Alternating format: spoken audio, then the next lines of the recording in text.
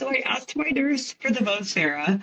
I told her the room we were in. I called my nurse, and my husband says in the calmest, scariest voice, I said, I have to go for molar surgery now. Like, I'll be fine. Just wanted to check in. Welcome to the Be Well Baby podcast. I'm Dr. Emily Spade, founder of Be Well Baby in Portland, Oregon, and the Beyond Birth Blueprint, an online community where we support families through pregnancy, birth, postpartum, and especially life with a baby. This podcast exists because I believe families deserve better than what I am seeing in my work as a physical therapist, lactation consultant, and childbirth educator. Just a quick loving note before we dive in. Everything you hear on this podcast is for educational purposes only. It's not medical advice. Every body and every baby and every season is different, and you deserve support that is personalized to you. Let's get started. I'm so glad you're here. Today, I'm talking with Dr. Daniella Sinay. She is a physical therapist who works in the hospital setting and also works for Be Well Baby. Originally, she was trained and practiced in New York City in adult neurology, where her fascination with the central and peripheral nervous system really took shape. After moving to Oregon in 2018, her work shifted completely to pediatrics, and over the years, she has worked everywhere from outpatient pediatrics to the neonatal ICU and the pediatric ICU. Now, she is one of our incredible physical therapists at Be Well Baby and continues to work within the hospital system here in Oregon. She's someone who is deeply embedded in the medical system. She's been doing it for over a decade. And then she became the patient inside of it. A quick note before we begin. This episode does include discussions of fertility loss, traumatic birth. It's a big one.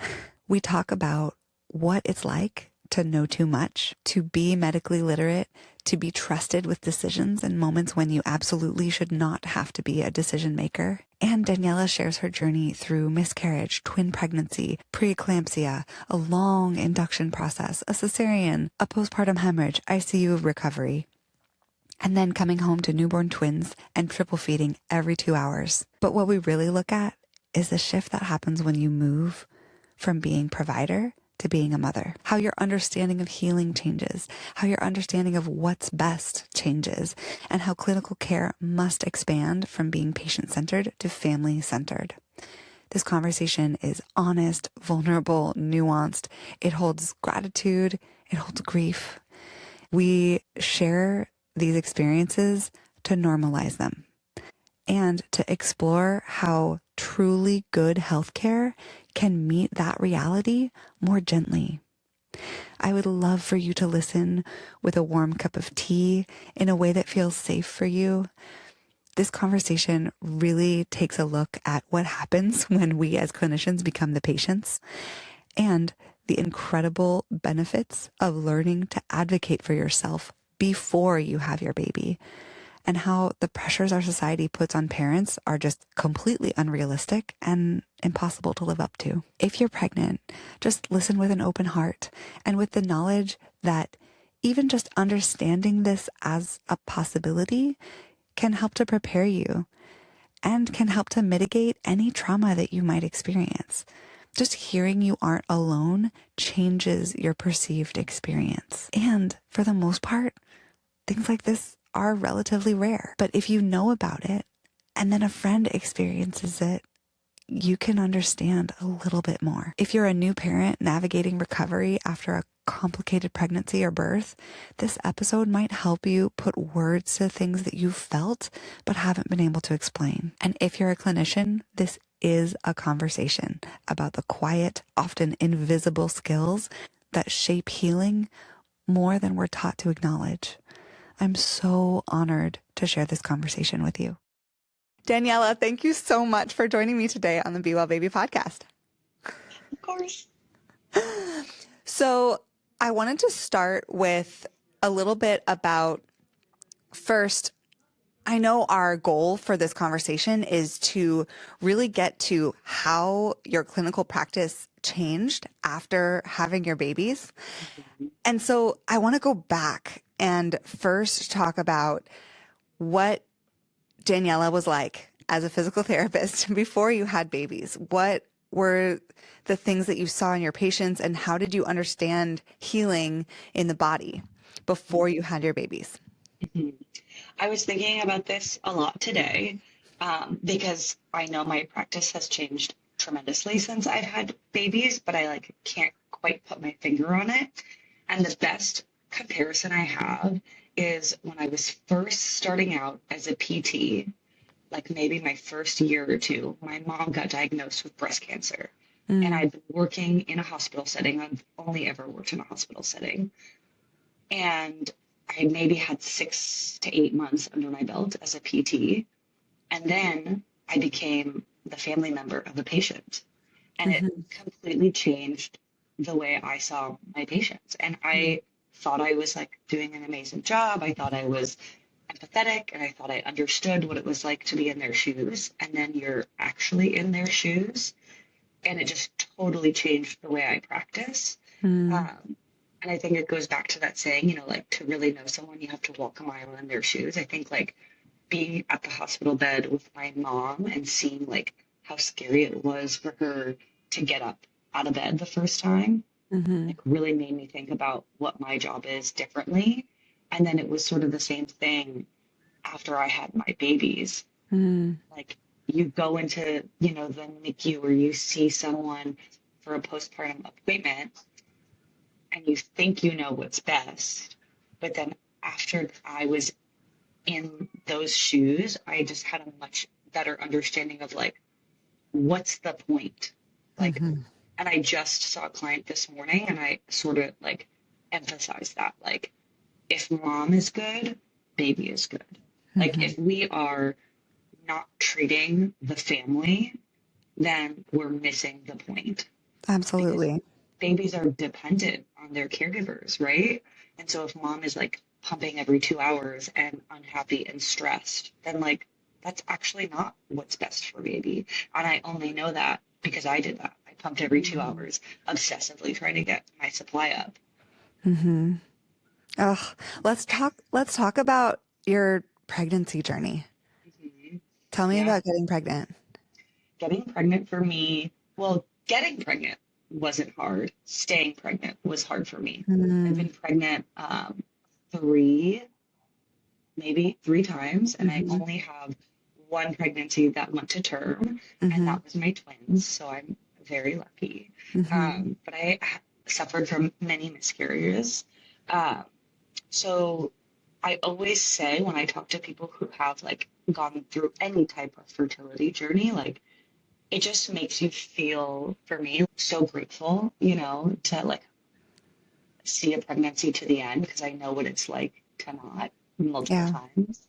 yeah, Um, and I see a lot of, people in my practice and friends of mine. And I always say people who go through fertility struggles are the best parents because they're the parents who worked the hardest to get here, and I think it's kind of sad. It's like this, like, oh, you're going against nature but for me, it's like, these are the people who should be the parents the most yeah, because they're going to make the best parents because they wanted it the most. They yeah. worked the hardest. You spent the most time and money. Not to say that, all parents are loving parents, but, Sure. um, But at the same time, there's something like so powerful about feeling that feeling of loss and understanding what it means that you now have two beautiful babies. yeah, It's really, really powerful. yeah. So I guess moving from your pregnancy, while you were pregnant with twins, can you talk a little bit about that? I mean, also for people who don't know you, you are a tiny human. So how did your body feel growing two other small humans? You know what? It's sort of amazing. Yeah, I'm small. And it felt strong. Like it did, it's a cliche, like my body felt like capable and ready. I'm a twin. My mom Mm, had twins, and my mom had fraternal boy girl twins. So I'm a fraternal boy girl twin. I had fraternal boy girl twins. So it almost feels like I was like, I sort of just knew I could do it. mhm, and everything I'd been through, I was just so grateful that I just knew I could do it. Mm-hmm. Not to say that it wasn't hard and taxing, but I focused so much on nutrition and strength training and like listening to my body and just like not having the same expectations of myself, like moving slow, taking care of myself.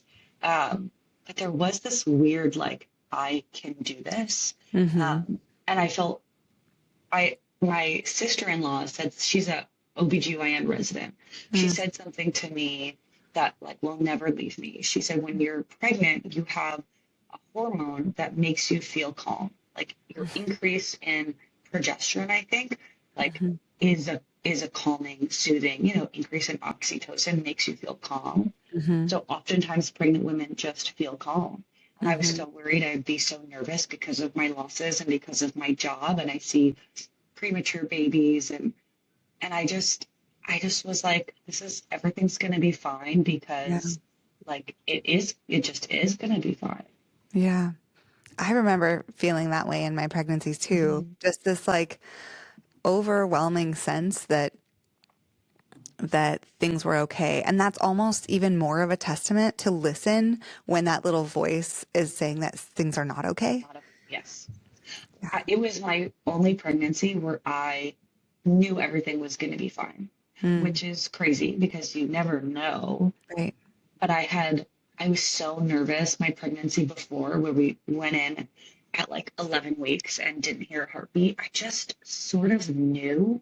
Mm-hmm. And like I didn't say it out loud, but I did just sort of know. Mm-hmm. And when we went to that appointment, I just was so nervous and so anxious. Yeah. And then the pregnancy after that, where I got pregnant with the twins, I just didn't have a worry. And you would think having the previous experience that I had, I would be so nervous, but Totally. I wasn't. Yeah. It's crazy the hormones in our body. Mhm. What they're Wild. capable of. I have a friend who had an ectopic pregnancy, and from the minute she got pregnant, she knew something was wrong, Yeah. and she was right. Yeah. Um, Ugh. yeah. So, I think for anybody like listening, like it's okay to listen to your body. Like Mm-hmm. it's okay to feel any feelings that are coming up. I think that's what I learned through this process is like not to ignore your feelings, to like listen to your body, to like give them space to breathe those feelings. Yeah. And then like also learning how to talk to yourself in like nice, kind ways. My favorite line is like you can only control what's in your control. Mm. And what's not in your control, you can't. Yeah. Totally. Ugh. It's like such a truth about motherhood too. Mhm. And birth. I mean, I always tell the students in Beyond Birth that the only thing that we know for sure is that we have no idea how your birth is going to go. Mhm. So, how did your birth go? Let's talk about your birth. Yeah, I had a pretty crazy birth. I always say like, thankfully my babies were okay the whole time, and that's like really the only thing that mattered to me. Um, I was 37 weeks, so I was gonna be induced at 38 for twins. Mm-hmm. And I was 37 weeks, and my blood pressure started to just sort of skyrocket.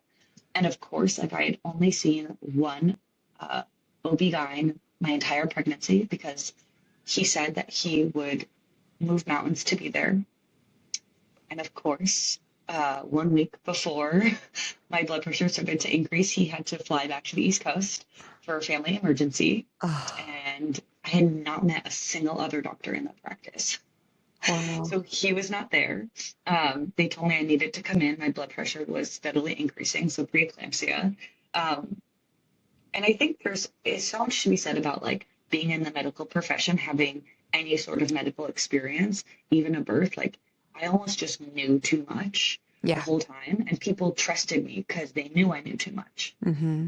which I think And is by people, you mean your providers. for my providers. I Yeah. think that's where things started to go south was that people were Mm, giving me choices, but I totally. was not in a place to make choices. Yeah. You're not. So I hated that when I was given choices. I was like, I'm postpartum. I'm a mom right now. I am not a physical therapist or a lactation consultant. I Mhm, don't know anything right now. mhm, mhm. Well, and I I'm delivered at the hospital that I work at, and right. when you are a patient at the hospital that you work at, all you see is like a yellow flag on the chart, and you have no idea what this person does. You just see that they're affiliated with the hospital. So Mm-hmm. I think people thought that maybe I was like, I'm a physical therapist. Like, I'm not a nurse, I'm not a doctor, I'm not an OBGYN. Like, but people were treating me like asking me what doses of fentanyl I wanted. And I was Like, like, I I don't don't give know. drugs. Like, I don't know. Oh, that's so hard. So let's go back to the preeclampsia thing because I know you and I talking about this, we both know exactly what you're talking about. Mhm, But so one of the hallmarks of preeclampsia is that increase in blood pressure. But mhm. were there any other symptoms that you had? Yeah. So because I had twins, I was getting fetal monitoring like almost every other day, and they were checking my blood pressure. And my last appointment, my blood pressure was borderline. Mm, And the nurse was like, I want you to take your blood pressure at home and kind of check for any symptoms of like headache, blurred vision, or if you just feel off, which at 37 weeks pregnant with twins, you're like, what do you mean? And she was like, you'll know. mm, So I was like, okay. We went home. I took my blood pressure that night, and it was like 141 over like 92, which is mm. above, but you know. And so I was like, okay. I woke up the next morning, and it was like 142 over 95, but I felt wrong. Like, I Mm, don't know how to describe it other than I just felt wrong. hmm. Um, Did you ever and end up getting mastitis postpartum? I don't think so. You would know. This is the same thing. Yeah. So one of the symptoms of mastitis is like malaise. Hmm. And it's just that sense that something is wrong. Yeah. And it's a wild thing because you think like, oh, okay, like I just have this sense, but you do, you Yeah. actually do. The fact that it's so hard to describe, like it's so interesting that our bodies just know and Hmm. that is an actual clinical indication Hmm. of I something that's felt going on. cloudy. Like I didn't know how to describe it other than off or cloudy. Mm-hmm. And I called the doctor and they said, come right in. Yeah. And I called my husband and he was like, are you sure you don't want to wait? Like maybe it'll go down. And I just immediately said no. Like I Yeah. just knew. I know this is Um, not right. and I had been feeling, tired and run down. And I wasn't doing anything. Mm-hmm. Um, but I knew it was different. So we go in and they were like, yeah, your blood pressure is steadily rising. We're going to start induction. And I remember feeling like so excited. I was like, oh my God, like this is it. Like we're going to do it. And I was like, now we're going to, and they were like, yeah, now. um, and things just, you know, escalated. And I remember they offered they were like, okay, we're going to, maybe the first step was a balloon. We're going Mm-hmm. to try the balloon. And I was like, can we wait? Can we like, wait a few hours and see? Because I knew enough to Mm-hmm. say like, I just got admitted. We're just doing the induction. Can you start me on a drip and let's wait for the balloon? So we wait a few hours. Did they Um, put you on meso? they put me on meso, yeah. Um, and so we start the meso. I'm still not, I think I'm like 2 or 3 centimeters dilated. They Mm-hmm. do the balloon for like 12 hours. Oh, Daniela. And that was like next level. But you're like gearing yourself up. Pregnancy also gears you up for delivery. Like Yeah. you just progressively get more and more and more uncomfortable to the Mm-hmm. point where like a dilating balloon in your vagina is like for 12 hours. So what a Foley balloon is that they insert a Foley into through your cervix and then they blow it up on the other side of your cervix and with the goal of dilating your cervix and then the balloon kind of falls out once you're 4-ish centimeters Mhm. dilated. So Yeah. And that's, that's the goal, but the goal is not for it to take 12 hours. yeah. So they left it in, which is, I think, the maximum amount of time maybe you can leave it in. And it came out, and I was 4 centimeters. They start the Pitocin. Mm-hmm.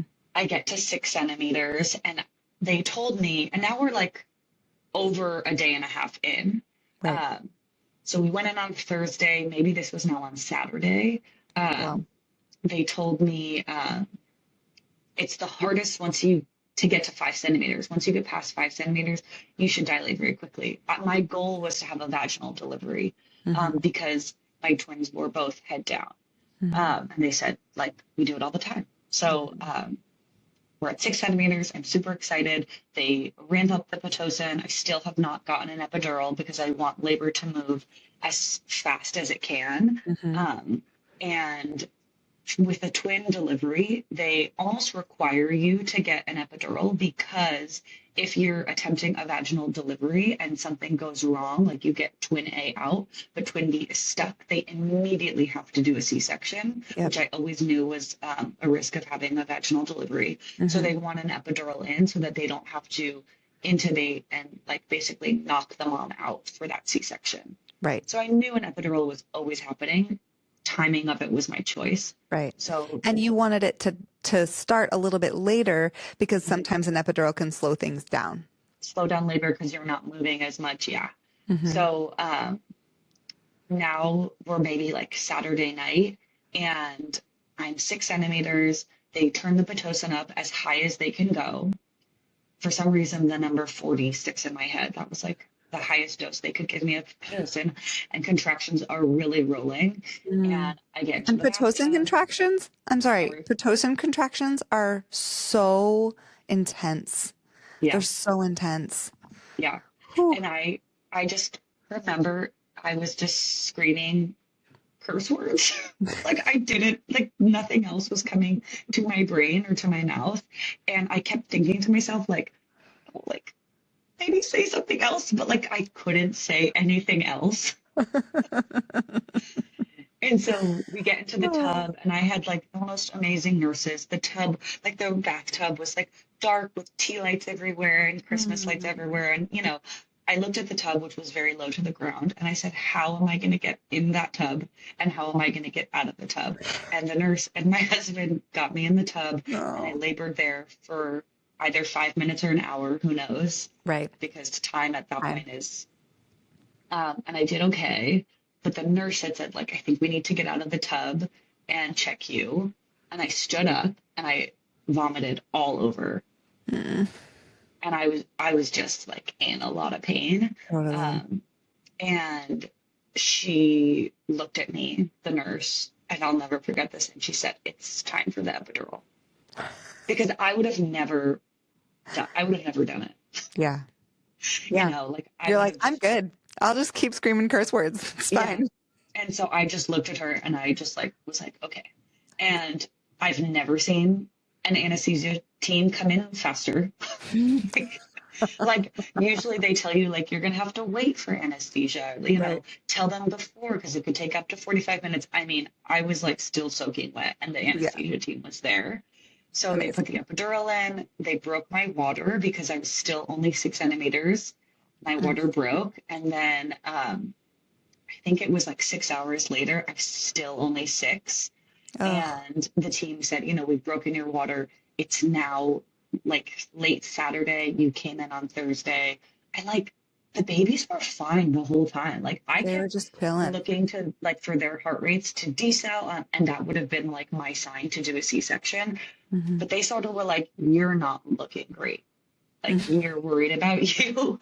And I think we just need to do the C-section, which is so funny because moving into motherhood, like really is, you sacrifice yourself in every way. Totally. And what I'm learning is that like, that's actually not the best thing. Like a happy, healthy mom is so important for the babies. Yeah. I think our like knee-jerk reaction is to give everything up for our babies. But they need us. They do. Okay. They need us. They need us to be okay. Yeah. But also I think there's a biological component as well that our brains are rewiring to make sure that our babies stay alive. And we almost have to work against that biology to do what we want. I was talking to a friend the other day who essentially was like, I don't think I've thought about what I want since my first baby was born 7 years ago. Mm. And just the loss of self in motherhood is wild. Mhm. The transformation. Yeah, huge. Hey, I just wanted to pop in here to see if you're enjoying the show. To the 7 people who have left me 5-star reviews, I am in awe and so grateful for you. So grateful.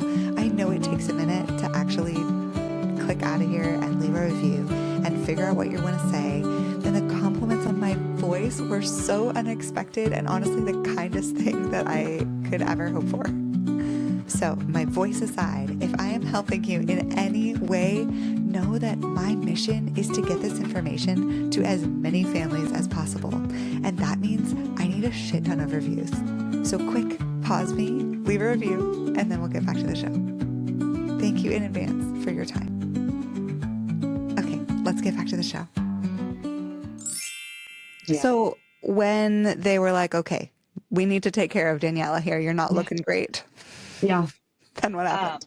So then we went in for the C-section. Again, everything happened really fast. We went in for the C-section, which is not what it looks like on the movies. You know, it was like scary and, you know, very, you know, surgical because it is. It's a huge surgery. Mm-hmm. Basically, they get twin A out. He needs a little bit of help, but he's okay. But they're not bringing babies to me. Which, looking back, I think is because I needed a lot of support. So they mentioned that I was bleeding a lot more than they anticipated during the C-section. So they got baby A, baby B. They had to turn because I guess she had moved during my labor. So they had to turn her and then get her out. And then they were having a hard time closing me up because my uterus wasn't clamping, which later on I learned was because I had something called a placenta preta, which is where a piece of the placenta sticks to the uterus and it just continues to make the body emit hormones that makes that it's essentially still pregnant. Right. So you don't get the same like clamping down hormones. You don't get the same like cessation of pregnancy hormones. Right. You don't get the same breastfeeding hormones. And you continue to supply the same amount of blood to the uterus that you were while the babies were in there. So with 2 babies inside of my uterus, my body was supplying so much blood and it never got that signal to stop that the babies were out because there was still placenta attached. So they had a hard time closing me up. They finally closed me up. We finally get up to mother baby. I have both of my babies with me. And the OBGYN or the nurse touches my uterus and I hit her to get off of me because that's how much it hurt. Like I pushed her away and I was bleeding significantly. And she called the team and they said, we need to rush you for surgery. You're hemorrhaging. So they rushed me to surgery. And at first I'm awake for the surgery because I said I wanted to stay awake. Again, I don't know who gave me that, who gave me the power to make that decision. I said I want to just do it on like low level sedatives. I think even just speaking like that, people listen to you, but like now it's my babies were born at 4 a.m. on Sunday. So we came in on Thursday. I didn't have my babies till 3 days later. I'm hemorrhaging. And I say, I'd like to do this surgery awake. On just like low level sedatives, please. And this is when they asked me what dosage of fentanyl I'd like for my surgery. So Daniella. So because I wanted to get back to so I asked them. Right. You wanted to be awake for them. And there's also adrenaline that comes, a whole hormonal cascade that comes after the babies come out, that should come after that placenta comes out, you know, that helps you stay awake to learn how to feed your babies. And I think it's that like the mom can lift the truck off her baby. Like 100%. That was what that was. Like I can do anything to get back to my baby. So like, I remember they were like, you're hemorrhaging. We need to take you for surgery. And I was like, ugh, right now? And they said yes immediately. And then in the OR, the doctor said, I'm going to have to intubate you and sedate you. And I said, no, it's just a uterine surgery. You can go in vaginally and I can stay awake. And you don't have to intubate me. And then I don't need to be on medications that will decrease my milk supply. And I don't need to go to post-op and go and be away from the babies for longer. I withstand this surgery for probably like 45 minutes. Like, I mean, the worst excruciating pain of my life. Yeah. And Oh, Daniella, I'm like, let's just pause here for a second. The whole mom lifting the truck and, doing surgery with low level sedation when you're in excruciating pain.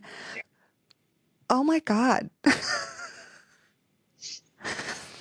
yeah, And also, I think there's just something here too about our medical establishment. Like, they didn't necessarily do anything wrong. You were no, asking for certain things. they were like doing patient-centered care. That's what the patient Right. was asking for Exactly. specifically. And yet, It didn't there's serve me. no, we want to trust our patients. We want to give them patient-centered care, right? But then there are times that they are the experts. You don't know about fentanyl dosing. Yeah. They And gave me too much power. Yeah. yeah, and we need the experts. That's why experts exist, is to protect the patients. And in this case, it's like there's something here also about women in general and the perceived ability to handle pain. Yeah. So I mean, this was unlike anything I've ever experienced. Having someone who had, 2 or 3 miscarriages. I've had a hysteroscopy. I've had multiple DNCs for miscarriages. I've taken the misoprostol pill for miscarriage. Like, I've had a lot of women's health care. Your uterus is so sensitive after you give birth. oh yeah. To essentially, they essentially did a DNC to try to find the placenta that was still stuck. I mean, excruciating. Like, I don't use that word lightly. It was truly excruciating. And then I was just bleeding the whole time. So they eventually stopped and said, you're no longer hemodynamically stable enough to stay awake. We have to put you under and we have to find this and stop the bleeding. So I said, okay. And I asked to call my husband on the walkie-talkies that the nurses have because I didn't want him to be in the dark and I wanted to see how the babies were. So again, like, I delivered at the hospital I work at. So you're like, let me have your Vocera, please. So I asked my nurse for the Vocera. I told her the room we were in. I called my nurse, and my husband says in the calmest, scariest voice, I said, I have to go for one more surgery now. Like, I'll be fine. Just wanted to check in. Which is just, I don't know what that is, but It's coping in the moment in the best way that you know how. You are trained, highly trained at a extremely, extremely acute level in the hospital setting to remain calm. yeah, That's what you're good at, even when it's you. yes. And I think, like, checking in on him, because I was like, I've been gone for a while. He's going to be really worried. I know no one's going to call him for a while. I want to call him. Yeah. It was also scary, like, for a doctor to tell you you are no longer stable enough to stay awake. Like, I almost was like, I just, it's really morbid to say, but like, I want to just say one last thing to him. I mean, truly, in my drug haze. So, they take me under and I wake up, who knows how much later, in an ICU, in the adult critical care unit, but just really out of it. And they think they've got the bleeding under control, but they're not sure. And my first thought was just like, where are my babies? It's been, who knows how many hours since I had them.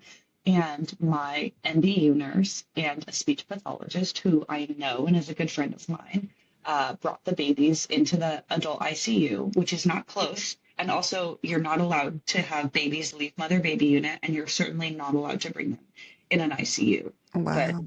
my amazing friends brought them to the ICU, and we did chest to chest. And I think we even did a little bit of like breastfeeding, which was crazy. Mm. Um, and I only spent one night there. And again, they don't let, if you're an adult, they don't let you have someone stay in the ICU with you, but they let my husband stay there with me. Mm-hmm. And my mom and my mother-in-law stayed with the babies on mother baby Oh, unit, which was also like rule breaking. A totally. parent has to stay with the babies, but Mm-hmm. we broke all the rules and Yeah. made new rules. I mean, what's wild about that is that's how it should be. Hmm. Like the when my dad was sick and we were kind of navigating the healthcare system, my sister, who is also super highly trained at the acute care level, Hmm. and I were struggling to navigate all of the different hospital things and doctor things and Hmm. medical things that we were supposed to be keeping track of. And we kept looking at each other and being like, how do people who don't work in this Oh, world do it? And the truth is that they don't, and they don't know what's possible. And they have to sort of give their autonomy over in a way because hmm. they don't know. I always say that people who are not medically literate, like I don't know how they navigate the hospital system. I Mm-mm. mean, we were just pushing boundaries, like breaking rules left and right. I mean, they were threatening to send my babies to the NICU, even though they had no NICU needs, if one of the parents couldn't be at the bedside. Oh my Um, gosh. and my husband was so totally traumatized, didn't want to leave my side. Right. Right. Um, and my mom was like, there are two able-bodied grandparents. We're going to stay here overnight. We both raised three kids. Like, we are going to take care of these babies. Like, you're not sending them to the NICU. They Mm. cannot be with their mother or and like, my mom was like, my daughter needs someone at her side. Um, Yeah. so it was a ton of advocating. And, again, for anyone listening, like, advocate, like, be the squeaky wheel, ask a bunch of questions. If a rule doesn't make sense, change it. Yeah. Ask if they can make an exception.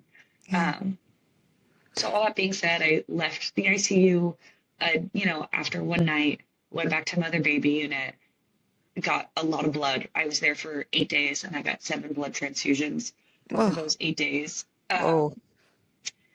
Uh, and like somehow left the hospital and had twins. And then had to come home and learn how to breastfeed them and pump Mhm. and oh my Mhm. gosh. Yeah, the struggle of recovering from your own like health crisis. I mean, I've never gone through anything like that before in my life. And then coming home and waking up every 2 hours, like to breastfeed, to pump, to take care of babies.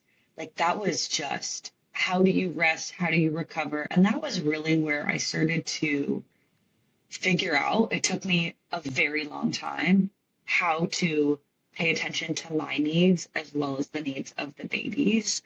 And I think like, even as we're just talking now, I'm realizing like that's how my practice has changed. Like it can't Mm. just be patient centered, especially in pediatrics. It has to be family centered.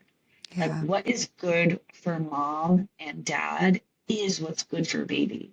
And I always Mhm. tell moms this because recovering from surgery and blood loss and an emergency C-section, my supply was not good. And I Mm-mm. was pumping every 2 hours on top of breastfeeding on demand. And it was like killing me, really, So like, you were triple feeding. yeah, You were breastfeeding your babies and yeah, you were pumping yeah. and bottle feeding what you pumped them. Mhm. So I would put them at breast. Whatever they didn't eat, I would pump so that I would just stimulate. And if they would go more than 2 hours without feeding, I would pump. So I was on a really strict, like, pump every 2 hours schedule for like the first 12 weeks of their life. Wow. Like not 2 days or a week, Right. 12 weeks. 12 weeks, because I was determined to feed both of them, Mm-hmm. Ugh. How? Okay. which which is just Let's, I want to go into like, goodness, after everything that you went through to become a mother and then your birth and then your postpartum experience, what really has been one of the greatest shifts in how you approach your patients? I think that it's not one person, like it's a family unit, Yeah. right? I can't give a family 5 exercises for a patient, even though I know that's what the research says and that's what is going to get best results. It's Mm-hmm. like, that's not going to work for the family because they have an older child and because mom is going back for work. I don't even want to go there because that's not sustainable. And I don't ever want to make a family feel like they're not doing what's best for their baby. Like, Mm-hmm. number one, a baby being loved and taken care of. Like I always tell my clients, the fact that you're here is already a step up. Like Mm-hmm. you care, you saw something that you were concerned about, you advocated, and now you're here. So you're already ahead of the curve. Yeah. All I want to do is facilitate like what is going to work in your schedule to help your baby, but not at your expense, right? Like Mm-hmm. I always tell families like, we are not doing tummy time if baby is screaming. Like everything should be positive. Everything should be a positive experience for baby right now. Mm-hmm. We can make tummy time a positive experience, right? Like we can make these exercises work with your feeding schedule and nap schedule. Mm-hmm. But there are already so many societal pressures and expectations that make mothers feel bad and feel guilty. Like having the experience that I had, I never want to make a mom feel that way. Did you feel just that feeling that you were not enough because you weren't Mhm. making enough milk? Yeah, absolutely. And because I was away from my babies for the first night of their lives. Right. So that took me a really long time to move past that. Like, I was not present for the first night of their lives.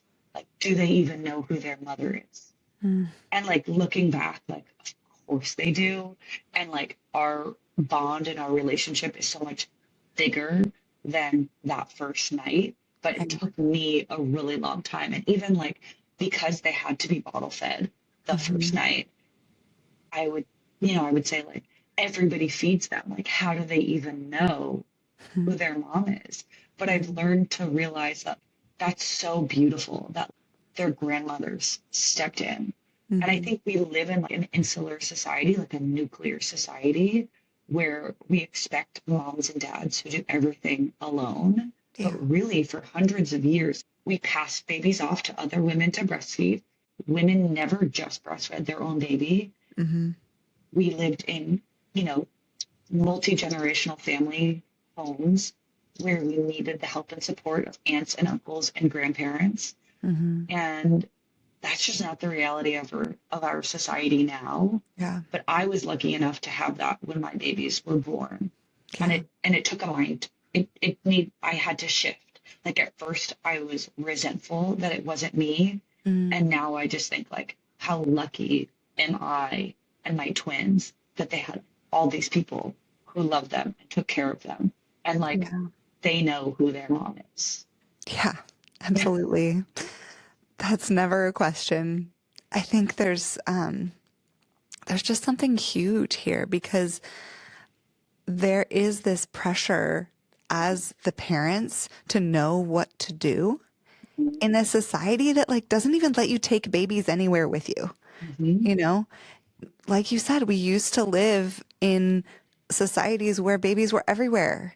Mm-hmm. And now I am a person who brought my babies every single place with me, and everyone was always surprised. Mm-hmm. And my goal is for people to think of having babies around as just being a normal thing. Babies are with us. They're part of our world if we want more people in it, you know? Right. right? They're part of our community. I think there's like, we really like isolate when we have babies. Yeah. Um, and I think there's something to be said about people coming to you in the first, Hmm. like in that fourth trimester. Totally. Um, but I think like, yeah, normalizing bottle feeding in public, breastfeeding in public. Yeah. I used to be like embarrassed about making a formula bottle in public Mm. Why? for the judgment. You're giving your teeny tiny baby formula, Mm. You're why, not breastfeeding your you're baby. not breastfeeding, and here, like I'm from the East Coast, Hmm. and nobody breastfeeds their babies like we breastfeed here. It's a cultural shift and a change. Hmm. Um, And it's really interesting. Like, I almost feel like on the East Coast, it's much more accepted to formula feed. Women go back to work after 3 months, they don't pump at work, and like that's it, you Mm. know? But here, I think on the West Coast, there's this expectation that like you breastfeed your babies until they're 3 years old, which, Hmm. like, if that's what you are capable of, like, great. But if that's not what you're capable of, and my experience with moms is that like lots and lots of women struggle with breastfeeding and supply. And I think there's this image of like breastfeeding your baby in public and having it be so like easy and like natural. And like sometimes that's not the most easy or natural thing to do. Hmm. Uh, Totally. and so like kind of flipping the script of like, it's okay to formula feed and bottle feed your baby. That's also natural and beautiful. And like, I always make the comparison of like, now we have penicillin. Right. Like formula exists and it keeps babies alive Hmm. and will thrive. It's an amazing tool. And Hmm. some people, even if they have a really good milk supply, the quality of their milk for whatever reason is Hmm. like low fat or Hmm. or Hmm.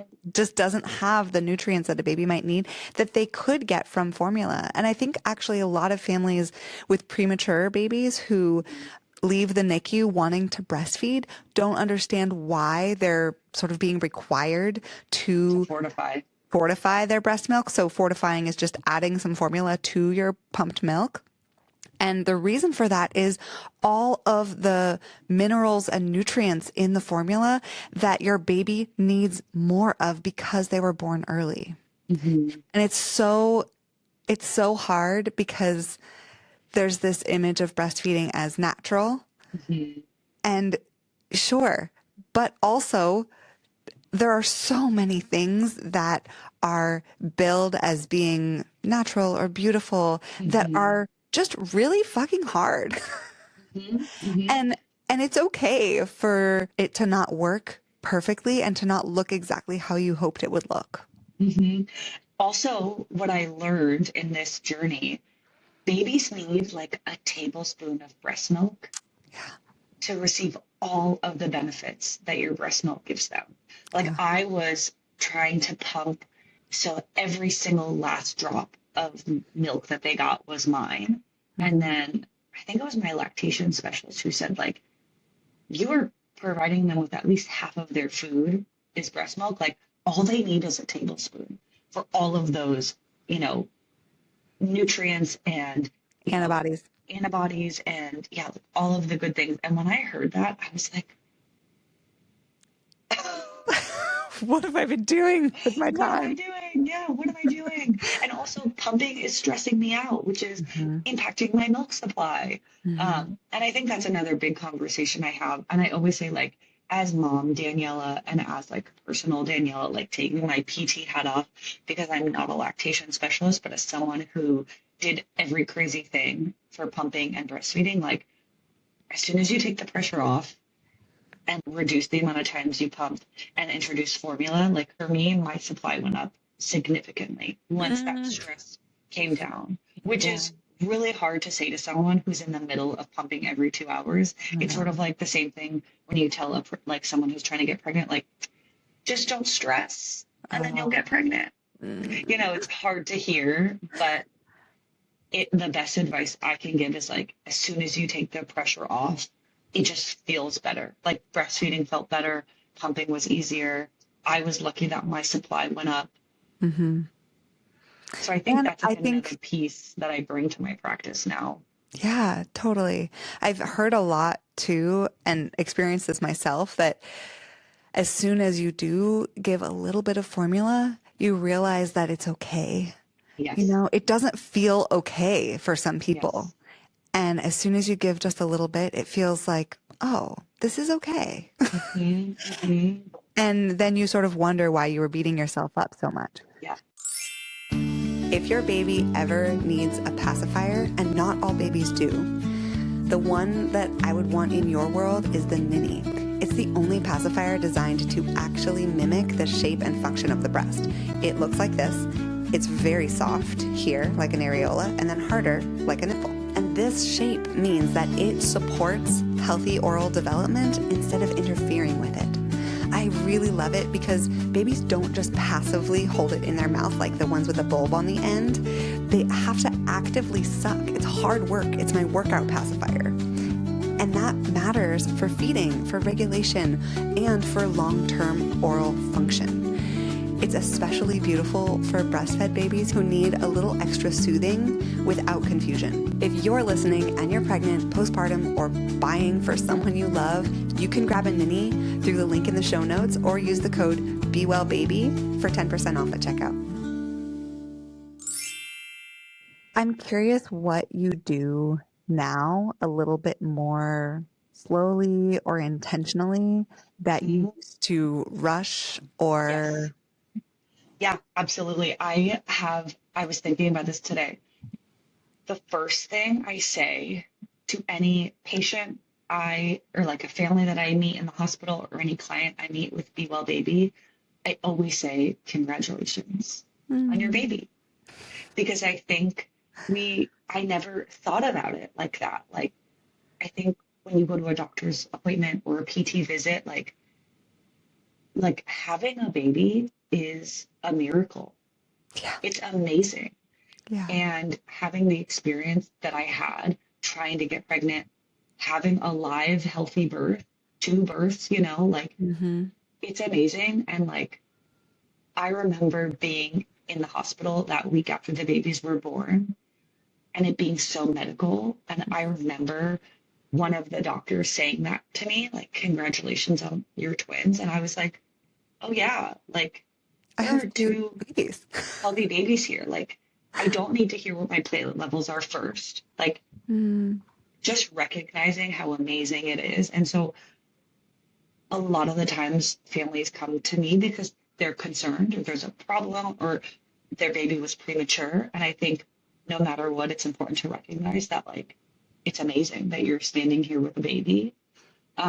And I try to just listen more to like what's our family dynamic, like what's happening at home. Whereas before I would be like hyper focused on like a diagnosis and a plan and a prognosis. mm-hmm. And now I'm just, is that going to work with her wake windows? Is this going to work with your feeding schedule? Like, do you have family support this week with your older kid? Like, Mm, what does our whole life look like? Not just like, can you get her in tummy time 4 times a day for 4 minutes each? right. That's so beautiful. I think I want to go in two directions here. First, for clinicians who don't yet have babies Mm-hmm. listening to this and thinking, gosh, well, how will I ever really understand? Yeah. What would you And say to them? I was thinking about that too because I was really good at my job before I had babies, You were. but I'm I'm different now. And I don't want to say better. I just see the whole picture. And I think about this a lot when I work in the NICU because what's most important today for this Mm-hmm. baby and this family who Mm-hmm. is not able to go home yet? Like, do I need to wake them up and do an evaluation? Do they need like this information right now? Even though I have this information to give them, are they ready to receive it right now? Or like, do I see moms still in a wheelchair, unable to walk, like needing to go pump? And like, I know what that feels like now, Yeah. you're just acutely aware of like what the first few days after birth, what the first few weeks after birth feel like. And so I'm just much more gentle. And I think I'm just much more in tune with like the hierarchy of needs.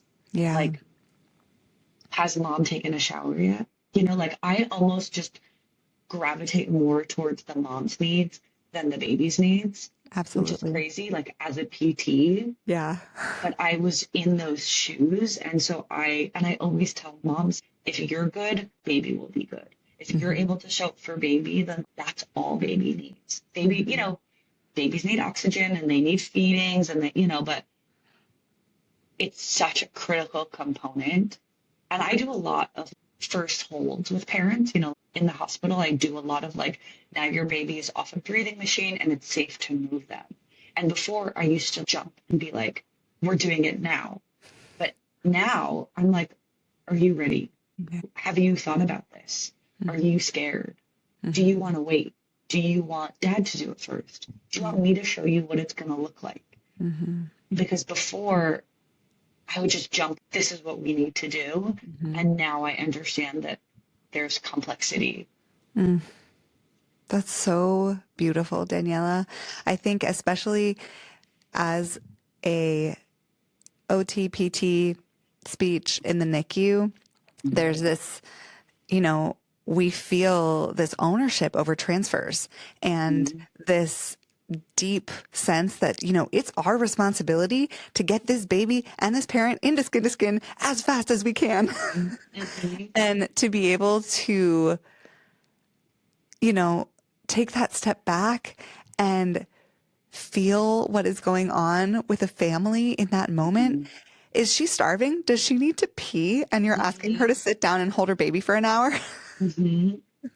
Is she scared because this is not like an experience that she's had before? Being in a hospital not for you, but for your baby. Like these are all things that we don't plan for, we don't expect to happen, and that like we can't know how to navigate. And so I view my job more as like, again, family centered rather than patient centered. How can I make sure everybody is ready for this?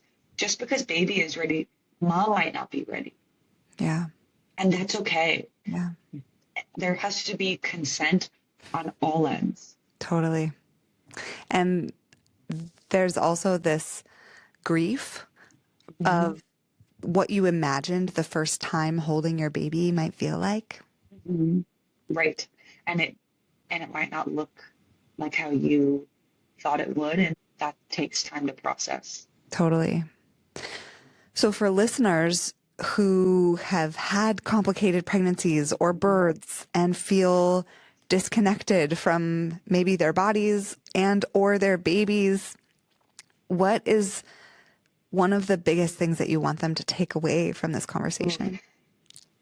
Just that, oh man, it takes time. Like my babies are almost 2, and it feels like yesterday. And it's taken me 2 years of talking to a therapist about it, talking to my husband about it, talking to colleagues, like I'm really close with the mother baby unit nurse who brought my babies to me in the ICU. Like it just takes time, and like talk about it. And just because your birth experience, I used to be really like ashamed of talking about my birth experience. And like just because it doesn't look or sound like somebody else's doesn't mean that it wasn't natural.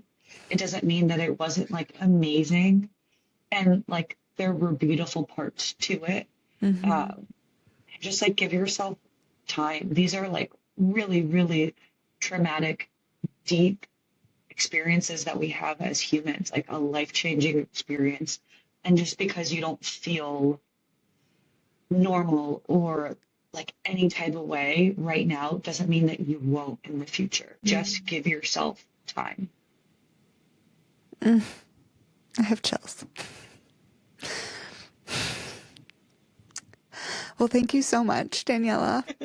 I love you so much. I love you too. Thanks for talking to me. Even like this is so cathartic to talk about and to normalize. I'm sure there are other women out there who have had traumatic birth experiences, you know. So many, so many. And Yeah. that's why we do what we do, you know, Yeah. that's why we exist, because Yeah. there needs to be more people that understand that and that understand you knew so Yeah. much going Yeah. into your birth and it still And didn't it touch still you. went sideways. Yeah. Yeah. Totally. Yeah. I'm Thank you, Emily. so grateful that you were willing to share everything that you shared with me today. And I know that people listening are going to get so much out of this conversation. So thank I you. hope so. Thank you. I keep thinking about something Daniella said, that what's good for the baby is what's sustainable for the family. It's not what's theoretically ideal, not what looks perfect on Instagram. It's not what research says in a vacuum, but what actually works inside the messy, sleep deprived, healing, real life altering ecosystem of a family. Daniella's story is a reminder that motherhood is not just about surviving the birth. It's about everything that comes afterwards. It's about integrating what happened. It's about slowly finding yourself again, not in opposition to your baby or your babies, but alongside them. And for those of us who work in healthcare, it's also an important reminder that the chart is never the full story. The person in front of you is part of an entire system. And sometimes the most powerful thing you can say is simply, congratulations. I'm glad you're here. Before you move on with your day, I want to invite you to just take a moment to notice your body, your breath, your jaw, your shoulders, wherever you tend to hold things. This was such a tender conversation, and it's okay if you feel slowed down by it. I know that I do. If you are a parent, I hope this episode helps you feel less alone in experiences that are often carried quietly. And if you're looking for more support, remember that we have so many resources for you at Be Well Baby. We do host a Friday postpartum support group where parents can connect, share, and be seen. And we have Beyond Birth, where families from all over the country can connect with each other with a shared understanding. You'll see a link in the show notes to everything you might need. If you're a clinician, I hope this reinforced for you that presence, pacing, and attunement are not extras. They are part of the picture. And if you'd like to work with Daniella directly, you could book an appointment with her through Be Well Baby. If this episode resonated with you, please share it with another parent or provider who might need to hear it. And as always, thank you for being here, for listening, and for doing the brave, imperfect work of raising babies in this world. I'll see you next week. Audio and music production by the amazing Peter Gary, with Lillian Ewert managing all scheduling and operations of Be Well Baby, including this podcast. Thank you both for making this happen. New episodes drop every Wednesday, and I'd love for you to follow us on Instagram at BeWellBabyPDX or visit BeWellBaby.org to book a time to chat with us. And if this episode helped you, please send it to someone who's pregnant, postpartum, or someone in your life who wants to support you better. No one should have to do this alone.